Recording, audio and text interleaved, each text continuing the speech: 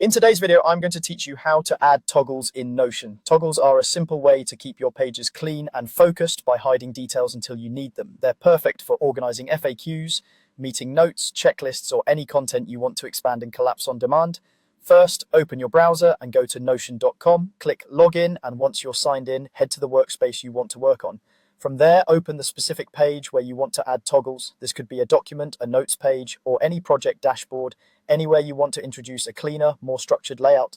On that page, place your cursor where you want the toggle to appear and type a /. A drop-down menu will appear.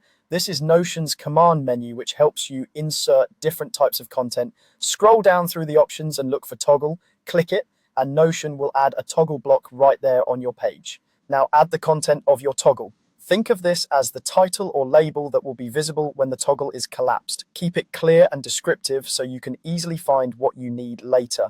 When you press enter on your keyboard, Notion will automatically create another toggle below, making it fast to build a whole list of collapsible items without breaking your flow.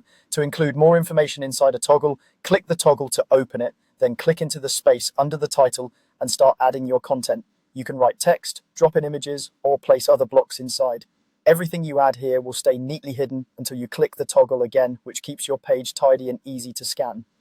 If you want to customize a toggle, look for the 6-dot icon to the left of the block. Click that icon to access options. You can edit the color to highlight important items or visually group related toggles. You can also turn the toggle into something else like headings or bullet points if you decide a different structure works better for that section. You also have the option to add links, delete the toggle, and more. These controls help you refine your layout without starting over, and that's all it takes to add and manage toggles in Notion. It's a quick way to make complex pages feel simple and approachable. Thanks for watching. Don't forget to like and subscribe.